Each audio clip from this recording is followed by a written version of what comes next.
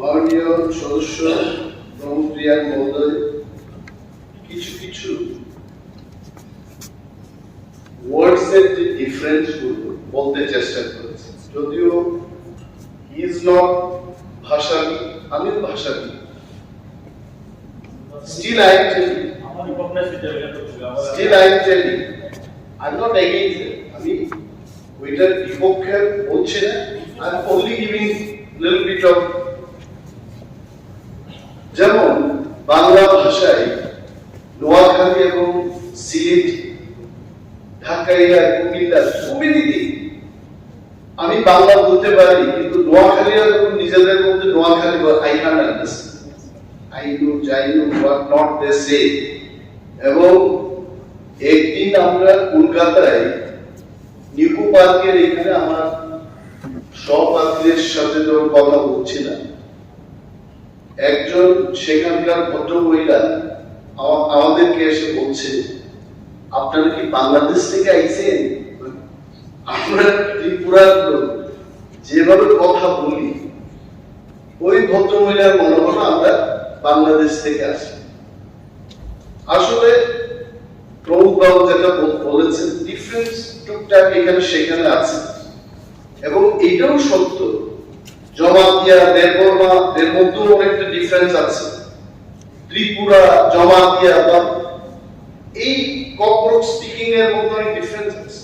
তবে অনেক দিন ধরে আমি এটা বলতে পারি, একজন রিয়াং থেকে যদি কেউ দেববর্মা এলাকায় গিয়ে কথা বলে, there is no problem.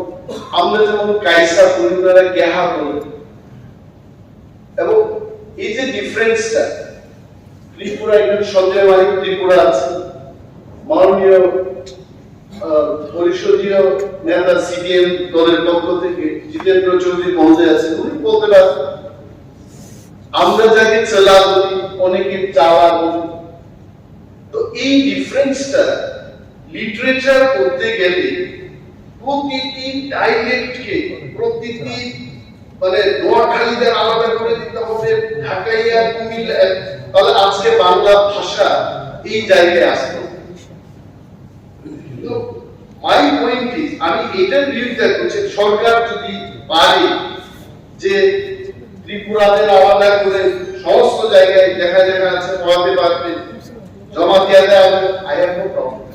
কিন্তু এটা করতে গেলে কারণ তো ইনফ্রাস্ট্রাকচার দরকার, আর একটা ভাষা kokborok 1979 থেকে লড়াই করতে করতে আজও লড়াই হচ্ছে। 67 থেকে এটার দাবি উঠেছে, 79 এটা স্বীকৃতি পেয়েছে। Still we are trying to go in a particular place, যেখানটায় আমরা এই যে 9টা কমিউনিটির কথা, সাবট্রাইবের কথা বা ট্রাইবের কথা মাননীয় মুখ্যমন্ত্রী বলেছেন, ওই জায়গায় কিন্তু আমরা যেতে চেষ্টা করছি।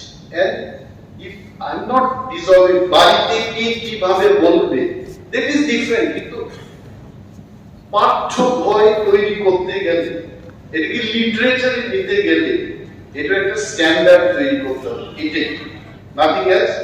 ডিফারেন্সটা আছে কমিটির যে রিপোর্টটা মাননীয় মুখ্যমন্ত্রী বলছে, এই কমিটি আটকে গেছে, একটা জায়গায় আটকে গেছে, কোথায় আটকে গেছে? There are certain questions, যে কোনো জাতি, জনজাতি বা বিশেষ সমুদায়কে তার ভাষা হিসেবে তার স্বীকৃতি পেতে গেলে তার রাষ্ট্র কোথায়, তার রাজ্য কোথায়, তার উৎপত্তি স্থল কোথায়, এগুলো আসবে। একটা বাংলা ভাষা স্থান কোথায়, দেশ ছাড়া, রাজ্য ছাড়া ভাষা হয় না। ভাষা যাদের থাকে তাদের মাটির অধিকার থাকতে হবে, তার কোথা থেকে তার জন্ম হয়েছে। তো এইগুলো বিচার করে সরকার বিবেচনা করবে, কমিটি গঠন করবে, তবে এই বিষয়টাকে হালকাভাবে না নিয়ে গভীরভাবে এই বিষয়ে যাওয়া উচিত। সরকার হুট করে একটা পদক্ষেপ না নিলেই ভালো। Thank you.